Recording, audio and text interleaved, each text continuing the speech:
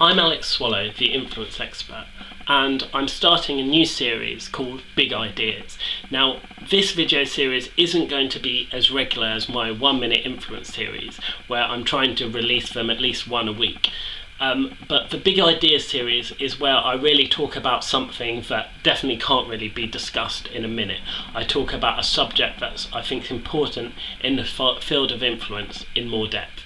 And what I want to talk to you about today is why it is that the world needs your influence. Now, you might be thinking to yourself seeing this video, okay, I'm not really sure I have something to offer. I'm not really sure that I have something that other people will find interesting. I'm not really sure that I have a skill that I'm going to be able to share with people.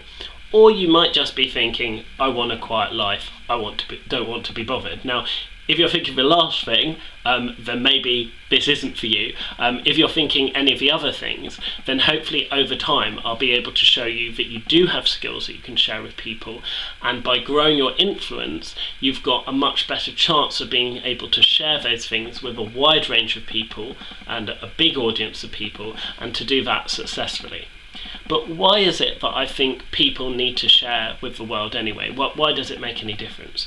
Well, the world is only created in the way that we want it to be, in the sense that everything that's around you, every man-made object at least, has been created because somebody had a form of intent, and maybe it's actually that they were setting out to create something else and then they stumbled across a discovery and managed to create that.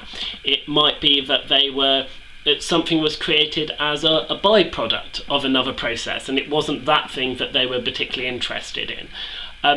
Not just man-made things, not just physical things and objects, but all the ideas. If you think of ideas throughout human history and how they developed, ideas about the philosophy, about the point of existence, ideas about how to treat other people fairly and well, ideas about how not to start too many wars with other people, ideas about how to govern people properly and how to have a fair and just society with laws that regulate the land, ideas about how to trade with people, ideas about how to care for people, ideas about how to educate people. There's so many different ideas out there in the world that have been created by human beings, and so if people didn't share those things with the world over a period of a very long time, then we would not be at the place we are today, which is that we have this wealth of human knowledge, experience, amazing inventions, and things that have changed the world for the better. So out there right now, I predict, I'm absolutely sure in fact, that there are people with fantastic ideas that for whatever reason don't want to share them with other people. Maybe they don't feel they're ready, maybe they are ready but they don't feel they're ready, maybe they just don't feel worthy, they don't think anybody would be interested. Maybe it's that actually they don't have the idea right now, but with a bit of encouragement they might.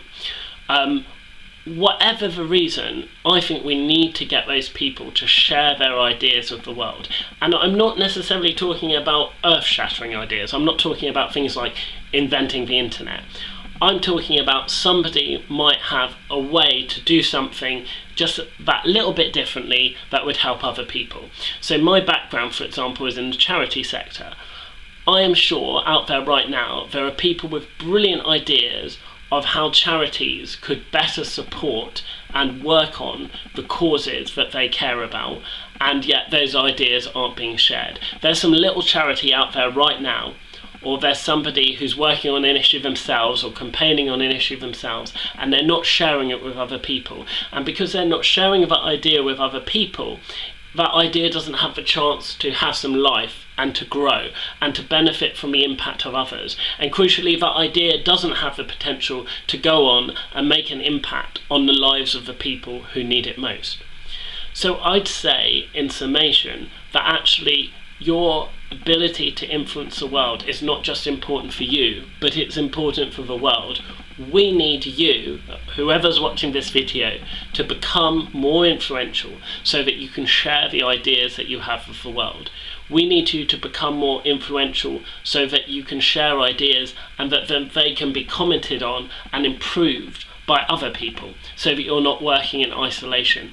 And we need the best ideas, the cream of the crop, to rise to the top. I didn't realise that was going to be a rhyme. The cream of the crop needs to rise to the top, and the reason why it's not rising at the top to the top at the moment is that some people have more power than others.